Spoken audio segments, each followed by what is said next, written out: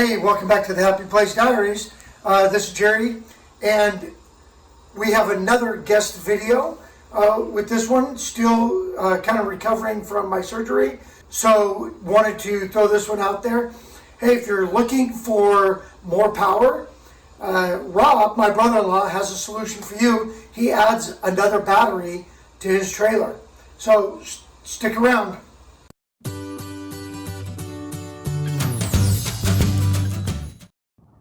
Hi, this is Robert. I'm helping out Jerry with his Happy Place Diaries. My wife and I decided to install a second battery on our 2019 Forest River EVO. If we go dry camping, it's going to give us a little more longevity, be able to stay out a little longer and give us some power. So I'm going to do that. I'm going to walk you guys through the process. So if that's something you wanted to do, you can do it also. First, let's take a look at our battery compartment. My particular trailer came with a second welded bracket, so we have room for the battery, so I don't have to do anything with that. But if you have a second bracket, you can absolutely put it in. I'm going to open up my battery box here, show you what it looks like inside. As you can see, I've got my one battery in here. We're all wired up. If you're nervous working around batteries, don't worry about it. You can touch these. You can touch both of them at the same time. I just don't recommend you do it with a wet hand, or you might get a little buzz, but you're not going to electrocute yourself. I'm going to talk about the difference between wiring a battery in series and parallel, and I'll do that in a little bit. But the first step is I'm going to pull this battery out. I'm going to take it in the garage. I'm going to put it on a trickle charger and make sure it's at a maximum charge. And I'm going to tell you why I'm going to do that in just a second here. But step number one is going to be to take this battery off. So let's get started. Okay, we're inside the garage and I have my battery hooked up to the trickle charge. You can take a look here. I went online and just bought any old trickle charger. You can buy whatever you want. Jerry can put the link for this at the bottom. I've got my clips hooked onto the top. It's plugged into the wall. And as you can see, it's charging. Yellow tells me it's working. When it turns green, it'll tell me it's fully charged. So the reason I'm doing this is when you hook up a second battery, you have to make sure that both batteries are at full charge. Your power output is only going to work at the level of the lowest charge battery. So if you only have one battery at like 60 or 70% in a brand new battery, both batteries are going to operate at the lowest level. So I want to make sure this is fully charged before I wire them together. That way I'm getting the maximum power output and the maximum number of hours I need. So we're going to come back and check on this later. And when it turns green, we're going to take this battery out and hook it up to the trailer. Okay, we're all set to install the new battery. I have my old battery already hooked back up. It's fully charged. The new battery is fully charged, so we're all set to go. I went online and bought a second waterproof box, free 2-day shipping. Also, if you're going to run your batteries in parallel or in series, you're going to need some cables. Connect the two of them together. I went on and bought 2 cables.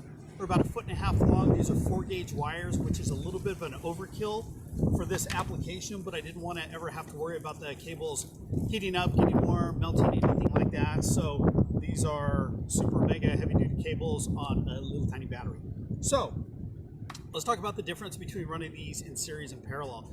And the best way to describe this, I drew a little legend for you. I'm going to let you take a look at that, and I'm going to keep talking. When you run your batteries in series, what you end up doing is you double the power, but you don't extend the life. Now this is good for those Christmas morning, like driving cars and Jeeps that you buy kids, where you want to get a lot of power and have them drive around the yard and the driveway. When you run your batteries in parallel, it gives you the same amount of power, but it gives you double the life. So our application for the RV is we're going to run our batteries in parallel, which means when we go dry camping, we're going to be able to last more than just 2 days. We might even be able to go out to a week and not run down our battery, as long as we don't get too crazy. Okay, as you can see, I've got the new battery laid in next to the old battery. It's in the bracket, it's in the new battery holder. I've got both the batteries with the terminals facing inside, so they're as close together as possible. Now I'm going to wire them together. If you remember back to the diagram, we're going to have go positive to positive, negative to negative. Just make sure you get that right. Avoid any unpleasantness, such as sparking. I say this because of personal experience.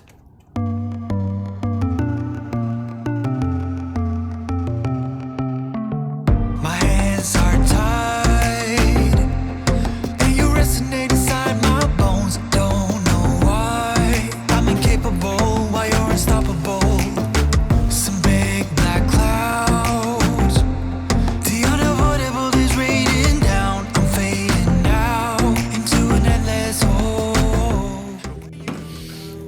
Okay, let's take one more look. I'm gonna have you lean in close.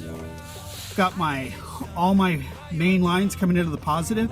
I have my positive hooked diagonally to my other positive. I have all the grounds and the negatives coming into the negative, hooked diagonally to the negative.